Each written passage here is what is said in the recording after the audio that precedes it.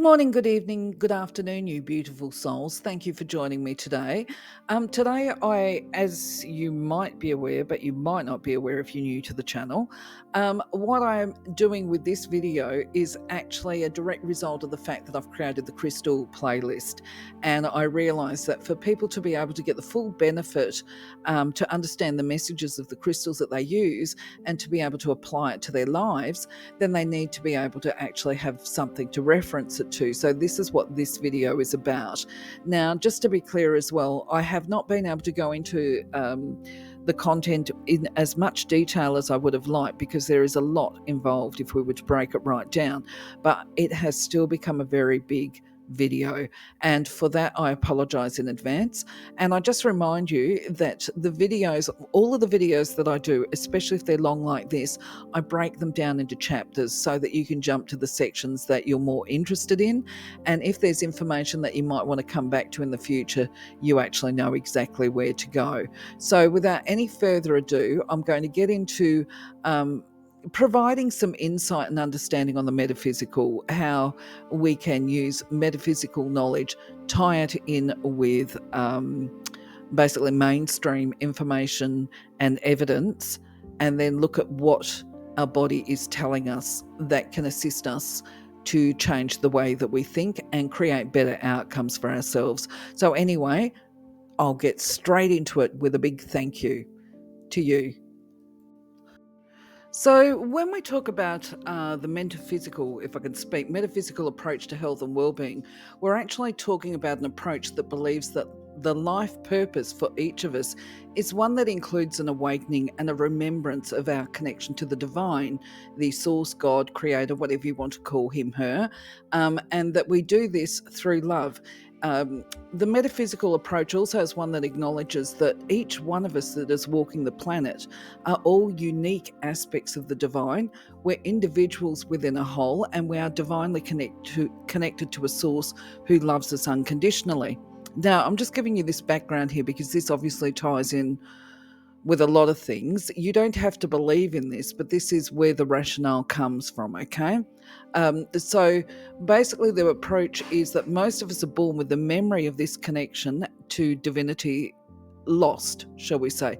It's kept behind what we refer to as a veil, and that our role on our life journey is to lift this veil and to see the truth of who we are. And the way that we're designed to do this is a mixture of things, which includes walking a divine pathway. Now, as we walk the divine pathway, the journey through our life, we have experiences, we have challenges, and they will really throw out our equilibrium, if you like, and it becomes an opportunity to consciously choose to align ourselves, our mind, our feelings with loving thoughts. Within this context, it's perceived that anything that is less than love and compassion basically is a opportunity or a reminder to review our thoughts and our attitudes so that we can restore balance and harmony into our lives and strengthen our connection. And pain and discomfort, they are part of these reminders. These are opportunities for growth. So it's a new way of looking. Now, I want to, just before we go on to the next section, when we talk about being individuals within a whole, I sort of came to the conclusion many years ago, because each one of us is an individual, but we're same, but different, okay? Now, if I make an apple pie, for example, this is because I like to do easy comparisons. I throw the ingredients into the pie, into the sauce, into the apple.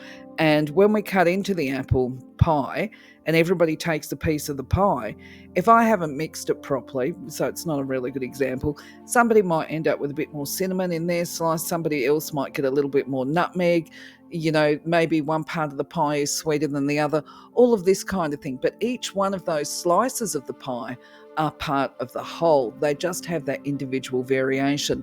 And so I like to look at humanity as being basically the same. We're all part of this whole great big pie of humanity, and we each have slightly different flavorings. And that doesn't make any one of us good, bad, or whatever. It's just we're all a little bit different. But anyway, going back to this, so the idea is with the metaphysical approach is that when we cure the thought, we cure the emotion, we can cure illness. Now, of course, that's debatable in itself, right? I'm not even going to go there. This is why we put the disclaimer up. We do not replace appropriate medical treatment for anything that I might recommend or suggest on this channel. These are just purely options. If you do decide to use things like crystals or to try and work with energy and that kind of thing, do it in conjunction with your treating professionals, if you like. Now, I'm just putting that out there because I'm going to go in here as well and talk about something else. We say, right, this is where the whole big question mark and grey area comes in. We say that there is no supporting evidence to this metaphysical approach to health and well-being. And I sort of say to that, well, is there no supporting evidence, or is there some, or is it just not researched? Okay, so as a social worker, I'm going to have a look at a couple of things here that might actually make you review your thoughts and perhaps even open your mind to new approaches to health and well-being. So for the sake of this video, what I did was I visited one of the government websites that we've got here in Australia. It's called the Australian Institute of Health and Welfare, and it's a government website. It's got a lot of statistical information about the links between mental health and physical health. So the point I'm trying to make here is that with the metaphysical health, there might not be any evidence to say per se exactly that the metaphysical approaches to health and well-being have credibility. But if we say that the metaphysical approach to health and well-being has been saying for thousands of years that the way we feel and the way we think is going to impact on our physical health and even our longevity, we may even have shorter lives. So we can say that, okay, science doesn't acknowledge that aspect, but science very categorically does acknowledge there are links between poor mental health and physical health. And on this website, it says that people living with mental illness are more likely to experience poorer physical health than the general population, and that people living with mental illness, and especially severe mental illness, tend to die earlier than the general population. And it also says almost 80% of premature deaths of people with mental illness are due to preventable physical health conditions. How interesting is that? Okay, so I thought I'd just throw that in as we get into this video today. Now, I also know through my studies and through looking at research and studying counselling and this kind of stuff, these are a number, on this slide here, I've got a number of different therapeutic approaches that psychologists or mental health practitioners can draw upon. Now, what people may not realise if they're not trained in this field is the idea behind these therapeutic approaches is actually to support people to change the way they think. If they've got cognitive problems, for example, cognitive being the way that we think, if somebody's got flawed thinking along the lines of, I'll try and give you an example. Oh, well, somebody hurt my feelings years ago and they've got brown hair, so I don't like anybody with brown hair from here on in, that kind of thing. That's a flawed thinking, because we all know that if we're a rational person, just because one person has hurt you and they've got brown hair doesn't mean everybody with brown hair is going to hurt you, okay? So where it's cognitive behavioral is, the cognitive is the thought process, the behavior is the active choice, and the outward actions taken because of this belief system. So CBT has been around now since about 1960. Neuro-linguistic programming, NLP, what can I say about that one? Not much, because I've forgotten and I didn't write my notes down, so I'll leave that alone. But I have a feeling that that when we talk about NLP and schema therapy, we're actually talking about neural pathways, okay? So scientific evidence now supports that when you hold a thought long enough, you create a pattern, and that pattern is going to be positive or negative, and it's going to influence our behaviours and our actions, and these patterns and actions may have undesirable consequences. And so if we want to have happy, healthy consequences, we need to change the way that we think. I put up here a couple of other therapeutic approaches as well. Mentalization is basically one that really looks at the idea aspect as well. That's that thought process. Now, we also know too that not everybody is the same. A lot of people are able to process information where they recognize a thought before they recognize an emotion. Other people, however, they process thoughts and their situations themselves through feelings. Okay, so somebody might say, I think something, so therefore it is. I think I've actually got it in one of the other slides, so I'll hold off on that for a moment. So yes, I was right. Okay, so putting things into perspective now, because I've jumped ahead a little bit. When we talk about DBT, we're talking about a therapy that is directed at people that actually process their feelings and the emotions before they recognize the underpinning thought that is associated with the feeling and the action that tends to come through. So basically, the body is a messenger for us, and quite often we have to rely on what the body is telling us to get our messages. Okay, so the first thing to understand when we're interpreting the messages, because people like myself will say from guides or a supreme guidance, the higher beings or whatever, is to understand that they can really finely tune these messages. Okay, there are general messages and overarching messages that come through the body. And for example, we're going to visit this down the track in the video as well. I know straight off the top of my head, if somebody says that they've got back pain, it's like, what is it, your shoulder, your scapula, right, left, or whatever? Oh, okay, so you're feeling a bit burdened. Okay, that's a very general message. But, and the same with the lower back pain as well. Oh, you're feeling unsupported by life. That's a fair comment to make. We'll unpack that down the track through this video as well. But the reality is that the more aware we become and the greater our level of understanding, and I would go as far as saying, and if you've got a book and you can go and look it up, each vertebrae carries a meaning as well. Each digit in the finger, each little finger bone, they all have very specific messages, but rarely does any one of us walking around throughout the day actually know what all these specifics are. And in fact, really, I think I enjoy a shortcut, so I prefer to be general and just release. I've got strategies for that, but we'll talk about that as we go through. Okay, so going back to this, the way people process their feelings and thought is going to influence the way they respond to therapy, to treatments, and that kind of stuff. Now, I mentioned the fact that DBT is suited and directed towards people who process their feelings from a feeling perspective. Okay, they are what is called a bottom-up processor. Interestingly, I don't know where this term came from, but it's been around probably since about the 1960s as well. So a top-down processor is somebody that recognizes I have a thought. I'll see if I've got an example of what this looks like. Well, I do, but it's on the next slide. So before I get into that, I'll just mention once again that when we talk about bottom-up processes and top-down processes, if you're actually spiritual, I'm going to throw something out there if you're into angels and all the rest of it. Something that crossed my mind quite some time ago is I actually associate people who are top-down processes with having white guardian angels, and people with bottom-up rational processing, if you like, as having golden light angels.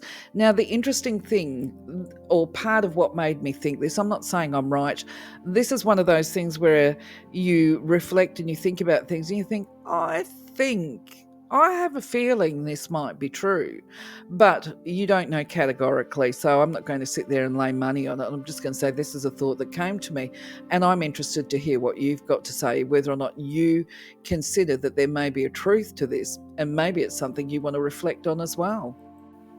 So I've actually created some slides here to talk specifically to top-down and bottom-up processing, and I just have this bad habit of jumping ahead, and I'm sorry about that. So, okay, more specifically, let's talk about top-down processing, because you're going to know if you are a top-down processor, because you will be the kind of person that says, I think X, and that's what makes me feel, okay?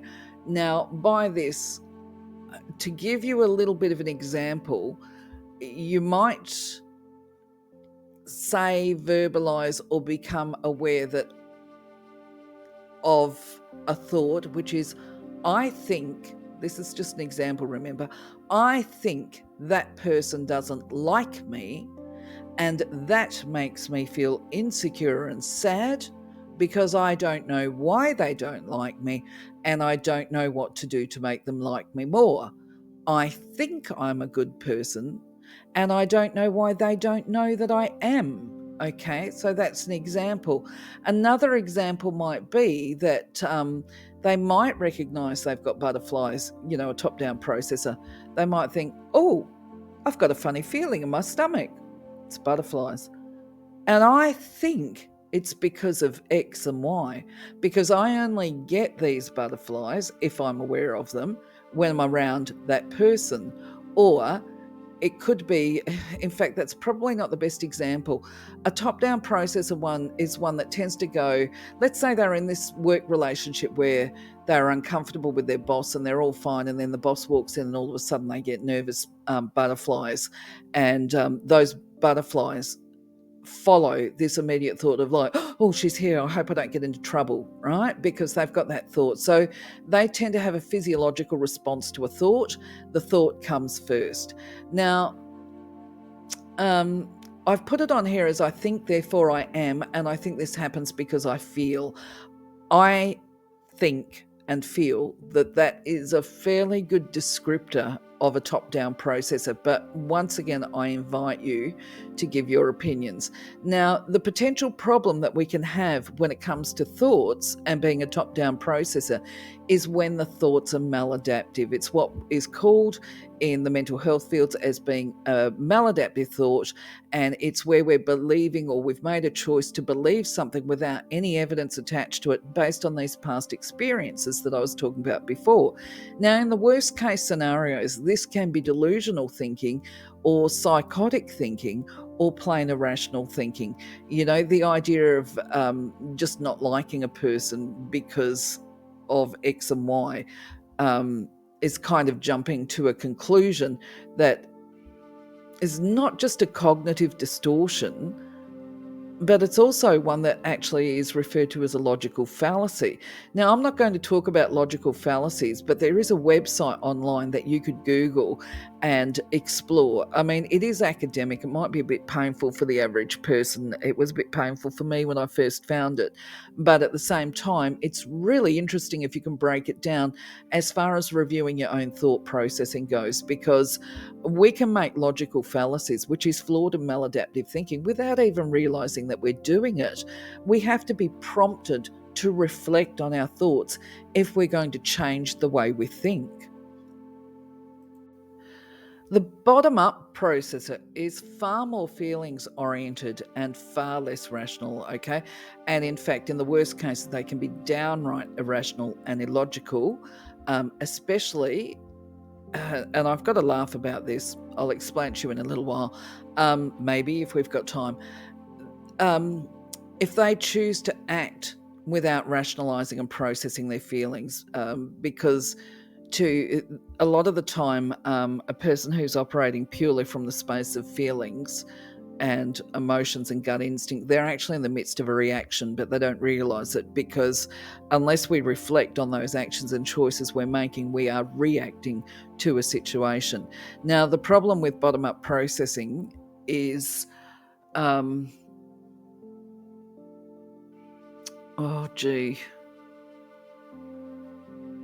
having an inner debate here. Sorry for these pauses. I'm thinking, will I pause and re-record the video, or will I go through with it? I'm going to go through with it and leave these pauses up, because you will then be able to hear my discomfort and understand that, hey, we all get it. If you were ever in any doubt that I experience discomfort, I most certainly do. I'm a bottom-up processor, and this is why I actually can relate to it, and I can relate to the problems associated with this business of reacting and not being aware of it, because I lived like that for many years after being spiritual. So I'm going to put this into perspective a little bit, okay? We have, with our intuition, we have gut instinct. Now, if you know anything about gut instinct is centered in the yellow chakra, We're going to be talking about chakras in a little while. When it comes to people who are, such as myself, who like to define ourselves as being highly empathetic, that's not me so much now. I had to learn the hard way. For me, it was if I felt it in the heart chakra, then I needed to act upon it. And the problem with that is that it's not always rational. This is the business that I'm talking about. And when we talk about feelings, we talk about feelings.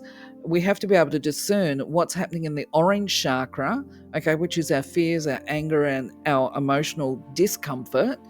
And then we have to be able to discern from what makes us feel good, which is the yellow chakra, and then what makes us feel really lovingly connected to everybody, which of course is the heart chakra.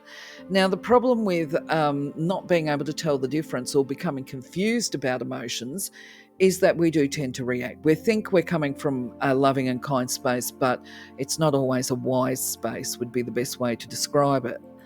And in fact, one of the most difficult lessons I learned through experience, lived experience, that taught me that, before I'd gone through this experience, I kind of lived by my life by I feel. Everything was I feel. Now, the funny thing is that I was living by I feel probably well before I started my spiritual journey, because I remember I was living in a small country town, and my husband, I was married at the time, and we went out, and one of the gentlemen that he worked with asked me a question, and I responded to him, didn't give it two thoughts, and I certainly hadn't been doing any soul searching at that time, and I just responded with the honesty and truth from my heart, because that's what I tended to do.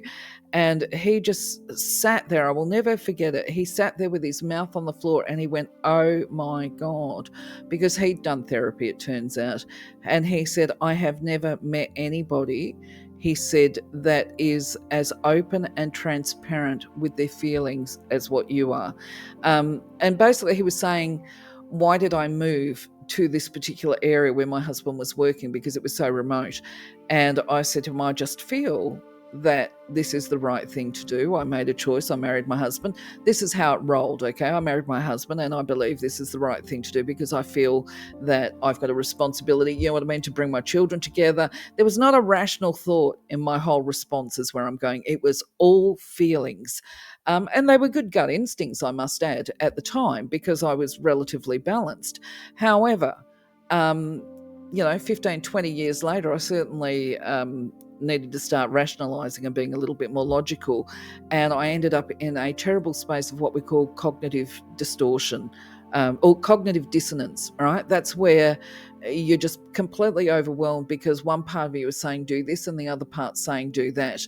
And this was because I was torn emotionally. My heart wanted to do something, but every nth of my being knew that to do that or to take that action was wrong, but I was talking myself into staying in an unhealthy situation. So where am I going with this? Okay, so bottom-up processes are the feelers. They measure everything by feeling, but as we mature, we get to that point where we have to start rationalizing and being logical about our emotional responses and differentiating between what is a feeling, what is an emotion, what is a sensation, all of that kind of stuff. We've got to unpack it. Anyway, DBT is really good for people who are bottom-up processors and struggle with emotional processing. Moving on, we're stuck on this now, sorry. So, when we talk about being in full spiritual health or the metaphysical application of this idea of mind, body, spirit, we're talking about a person who is situated in balance. There is a balance of mind, a balance of thought, a balance of emotions. The person is making healthy decisions. They are neither ruled or dictated to by being too much in their head or off with the fairies, or they're not cold and clinical and lacking in empathy. And they're not emotionally reactive or impulsive. So this is why we say a person is situated in their power, they're centered. And this is the space of the yellow chakra, okay? Not the heart chakra, right? The heart chakra is beautiful, of course. But when we are sitting in our personal power, it is when we've got a solid and stable yellow chakra. But the question remains, how do we get there? from a spiritual perspective. How do we get to this centered, empowered space in our human life, in our day-to-day life as we walk the path? Well, obviously, I've pointed that psychology and therapy is very helpful to us while we're dealing with life's challenges, physical life, earthly challenges. But when we talk about the metaphysical, our body, of course, is the messenger. We have sensations. It tells us stuff. We're going to be looking at this in this video in a minute. We're coming close to it. But the body gives us messages. And interpreting the guidance that comes to us. So putting this into perspective, remember, I'm creating this video because I'm doing a crystal series, and this is part of understanding what the crystals are saying to us, what they're trying to tell us about the subconscious messages that our body might be trying to get through to us. Remembering, of course, that physical health is the last thing to be impacted, if you like. So mind, body, spirit, they're all together. Excuse me as I swallow. If we're sick on the physical health side, then there's going to be a lack of health in our thoughts, our emotions, and even the way we are spiritually caring for ourselves. So, where I'm going with this, to be able to get to this centered space, we need to understand what it is that our body is telling us and what our guides are trying to communicate to us. So let's get cracking. So the first thing to understand about interpreting this idea of the body as a messenger is that pain is considered to be an opportunity for growth. Now, whether that's emotional pain, mental pain, physical pain, it allows us to take a look, to explore, to reflect, and to grow our understanding, to grow our compassion, to grow our love. Now, that love and that growth and understanding can be about ourselves, or it can be about our environment. The ailments in specific areas are going to convey specific messages about the thoughts and beliefs so that we can reflect on them and change them if need be, or make changes in our environment that is going to impact in healthy and positive ways for us. So the first thing, very, very first thing is, and it depends on whether or not you're left-handed or right-handed, okay? If you are left-handed, you'll need to swap this around, okay? So this is for a right-handed person. The left side of the body refers to the inner self, or your family, loved ones, your close emotional connections of love, if you like, the family unit, and yourself. Now, there's variations to this, and I'm not going to go right into that because it will just make it way too long. There's different ways of interpreting. So for me, left is family. You might have a different way, put it together. Left is family or personal. Right is the outside world. It's the environment. It's the people around us. Okay. Now, we can also, as I say, dig deeper into this. There is different ways sometimes that I will read the left and the right of my own body, okay? And that is sometimes, if I'm, say, doing work, left refers to a female and right will refer to a male. And I'm actually giving you a bit of psychic development there. When I become aware of the presence of a spirit and it's standing beside me and I feel energy, then I will usually turn around and say to a person, I can feel energy on my left-hand side and I have a feeling it's your mother or something like that, okay? So where I'm going with this is, if you take a look at the image that I've got here, I've got the image of the skull and I've broken it down. I've numbered the different bone parts, the bone plates, if you like. Now, from a really very general perspective, we would be saying that if it relates to the head, if we're talking about things that happen to the head, if it happens on the top of the head, well, it's the crown chakra. If it happens in front of the head, it's the brow chakra. But the bottom line is that the brow chakra itself, that actually goes across the skull, okay, through the head. There's, a front and back to the head, which has the brow chakra. So that is a little bit too general to turn around and say, well, if it happens to the eyes, then it's about the third eye, it's about vision. It's, if it's nasal, it's about the third eye.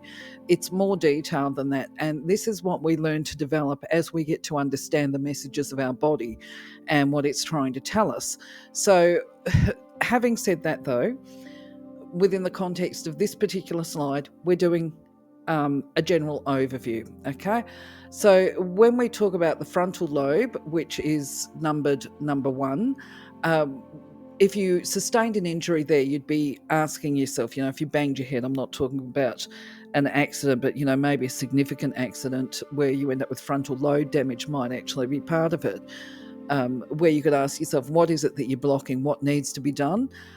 What aren't you seeing, or what don't you want to see? But more importantly, it's about seeing what needs to be done and creating a plan for whatever it is that you're hoping to achieve. When we talk about the occipital area, we're talking about the back of the head. If you were to say fall back and bang your head there, it's about asking questions of, are you being judgmental, of yourself, of other people? Is it time for you to learn to relax and release judgment in general? Try and play that observer role that we talk about. Now, if we talk about the ethmoid bone, which is number 4, sorry, I needed a cough there. It's hard to see on the image, but if you need to go and take a look at it, just do a Google. But basically, it's reminding you, if you get some damage there or some pain or whatever, that knowledge is growth.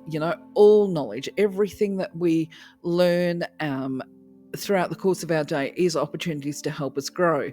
Now, if you've got pain in these areas, it's time to question or reflect upon, at least, are you resisting the inflow of new information? Are you actually and actively blocking your own personal development?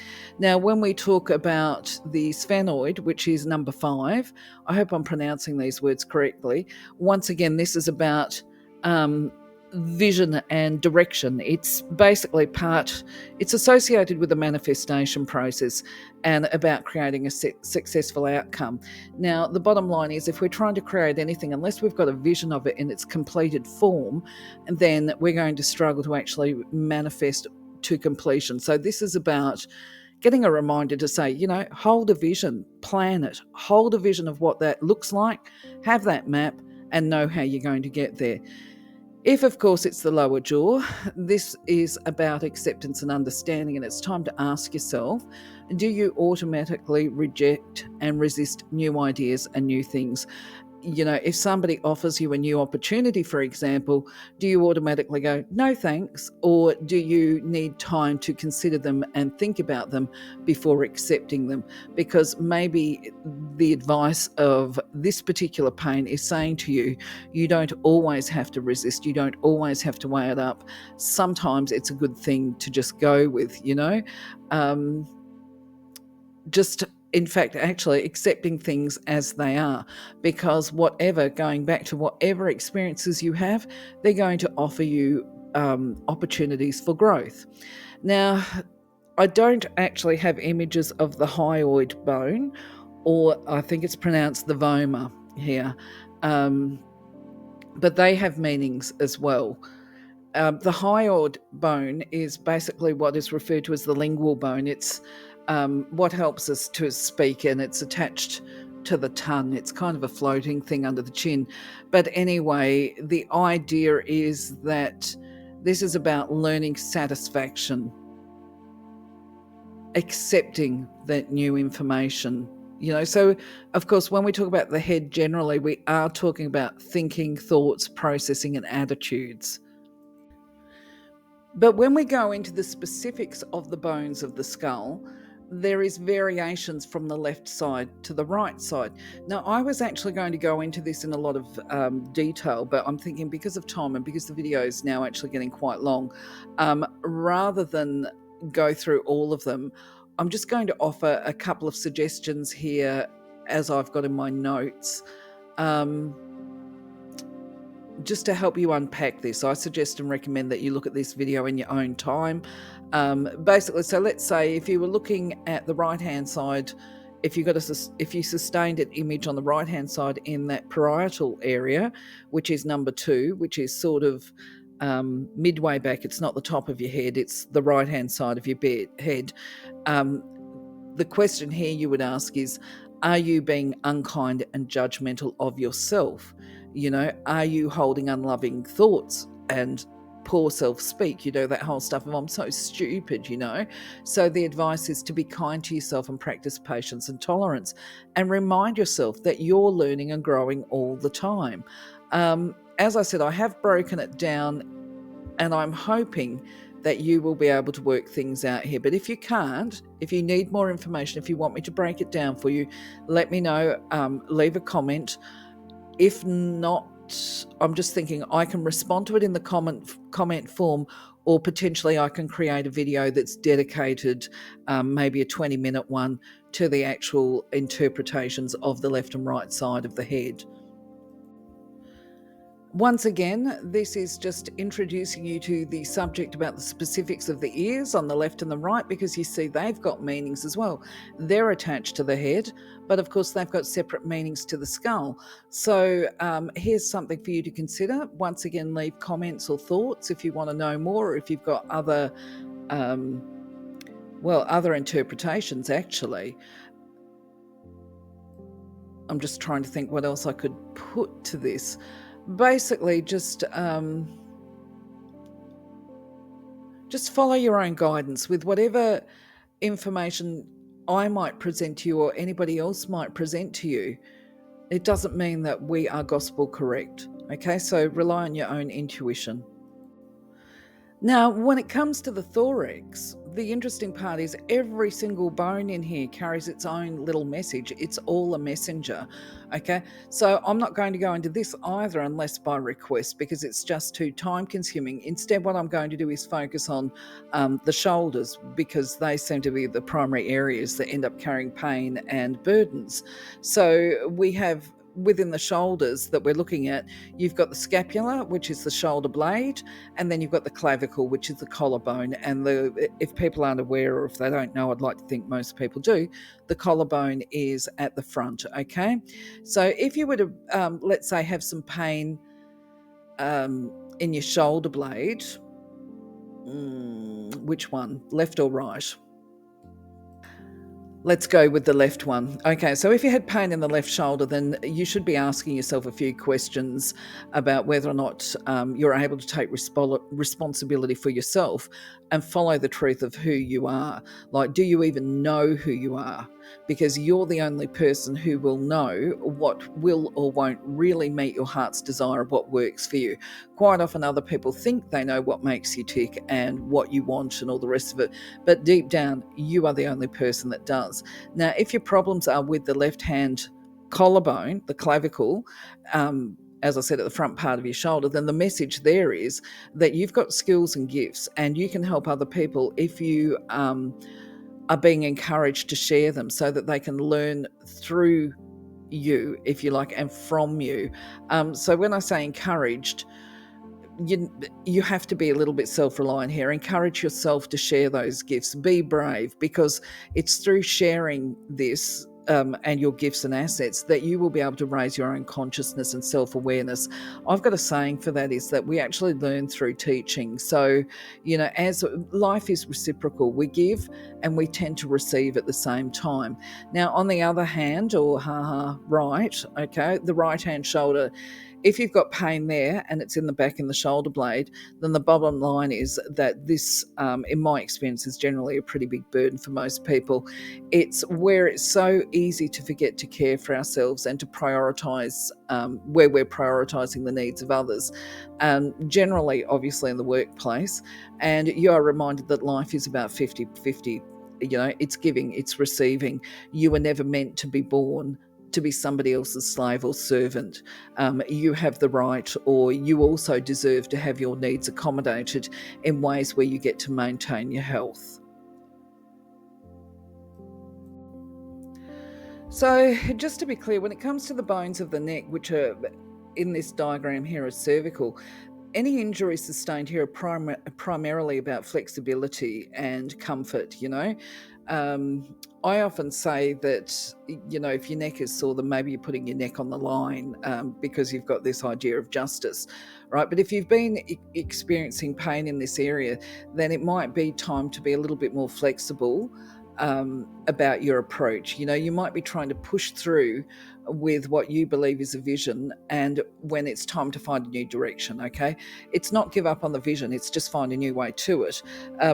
Generally speaking, as I said or inferred there, quite often this is related to a lack of balance around justice, or where there's a fixation on getting fairness and equity or equality.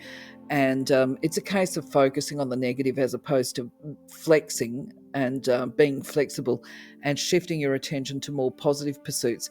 Now, obviously, I'm a social worker, so I don't say ignore the idea of justice and fairness, because I sort of perceive that this is part of the purpose of life. But realistically, if we fixate on the lack or of a problem, the bulk of a problem, then those problems endure. So the idea is that we chip away at the problems. You do what you can do each day, and then you redirect your attention and put it onto something that's more emotionally rewarding and more positive. And then you actually address that problem the next day, or as something else comes up and you can do a little bit more with it. But basically, you can't stay on it all day, every day. Now, okay, moving on from that, when we talk about upper back problems, they're more related to the idea of the direction in your life and encouraging you to think big, to envision the dream coming to fruition, that completion stage, and allowing it to motivate you. This is about you stepping into your personal power. So it's about getting organised, planning some steps in your journey. Now, I probably should say too, when we talk about skeleton, we're talking about the structure, the body support structure. You may as well say it is the support system for everything in our physical life. But obviously, each part broken down talks about how the body is supporting us and how we can support the body. Anyway, going back to the injuries in the upper back, it's about doing what you feel is right or beneficial, because this is what will motivate you. And to avoid doing things because you feel that you have to do it, because it's expected of you to do it. Because if you're doing it because you think you have to, then you're doing it with a lack of sincerity. And the idea is to be sincere, take a genuine approach to your task, because this is what is emotionally rewarding, and completing of the task that you genuinely want to do is extremely emotionally fulfilling and rewarding, and in the best interests or the best events or outcomes or whatever, is going to be helpful to other people as well. The lumbar, of course, lower back, moving on to that, is underpinned by this desire to do what you feel guided and drawn to do, that old what makes your heart sing. It's before you've started stepping into it, and if you've got pains there, it's time to ask yourself, where are you limiting yourself? What obstacles are you putting in your own path, or what obstacles lie in your path, and what can you do to actually liberate yourself to be free to be true to who you are and do what it is that you want to do, because this is about maturing and stepping into your spiritual pathway to attaining your best. So I probably should have started with the sacrum instead of the top, because this is a step-by-step process up the spine as well. Sacral injuries, of course, they're about, learning. It's more important, I guess. I'm just pausing. Let me think on this. Well, okay. So the message really of the sacral injuries is that enlightenment is a process. And as we go through this process, we're going to get what we need for spiritual growth. And it occurs through this understanding of everything that you do, that I do. We have to understand ourselves and our own motivations. But the universe will provide as we develop our awareness and understanding. We will get the health, the shelter, the love. We will be able to have vitality, energy, inner strength, and feelings of security. And this then combines with a desire to share the knowledge and love. Sexual activity, by the way, is in this area here. And this is about attaining a sense of oneness and feeling peace with ourselves and others in non-competitive ways. Because when we're talking about the sacrum, that tends to be associated with this idea of competition with other people, with ourselves, and perhaps even a little bit obsessive about being and holding power, okay? Because we actually haven't mastered ourselves at this point in time. We're stepping towards self-mastery. Okay, when we talk about the coccyx, which is the tailbone, this is a reminder that you need to make goals, okay? Base needs need to have goals. If you need a roof over your head, you need to be generating income. So, obviously it's about work, earning the money that you need to cover your base needs. So if you're getting injuries in here, it's time to review, revision, revisualize, reflect on everything that you're doing to see that you're able to take advantage of the opportunities to create this safe and secure environment for yourself. And also to get understanding of what is going on in your life. So when we're talking about our arms and our hands, hopefully you can see by the images that I've got here, the graphics, that there is a lot of little bones that make up the hands, and there is more than one bone to the arm. And each one of these bones conveys a specific message to you for reflection as part of your spiritual journey. So I'm going to summarize them here again because once again, if you want me to go into it in detail, that's going to require a specific video. And when we talk about the hand as well, there are the messages of the hand bones, these digits that we've got here. And then, of course, when you're talking about the actual muscles of the hand, they convey meanings too, as do the mounds. If you're talking about palmistry and that, there's a lot involved. From a general overview perspective, though, when we talk about the arms and hands, we're actually talking about the capacity to hold on and to let go. So specifically general is a good way of describing this. The right arm is related to the work, the outside world, the community, and that kind of thing. So it can be, if you've got pain in your right arm or your right hand, difficulty holding onto a job, or struggling to let go of attachment to outcomes within a job and being able to go with the flow. Now, that can mean that when you're struggling to stay in a job that you absolutely despise, that you are blocking yourself from going into a new job that you actually enjoy. So you could be having injuries in that arm and hand that is basically saying to you, rethink the direction of your physical existence right now, what you're doing work-wise, what you're doing within the community. I mean, it could be your volunteer work, it could be charities, whatever that you choose to involve yourself in that's outside of the family unit. On the other hand, literally, if you've got pain in the left arm and left hand, that is more about what's going on in your personal life, in your home, that stuff that's emotionally rewarding. And it's also reminders to yourself. So there's, I've got these little tips up here. Release judgment about yourself. Remind yourself that learning involves a balance of supporting and caring for others. So there's two ways of reading this. Within any situation. Okay, so if you've got the pain in the left arm, it could be saying it's time to self-care. That could be one of them. But you need to take a look at your own life. Is it that you need to be self-caring, or is it time for you to show care for those people that you love within your environment because you're neglecting them?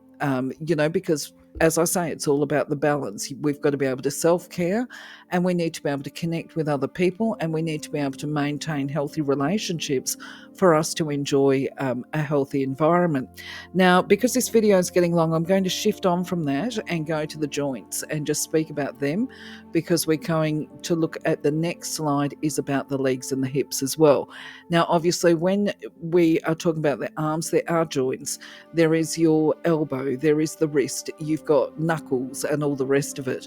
Now, somebody said to me many years ago, it was actually a New Zealand Maori girl.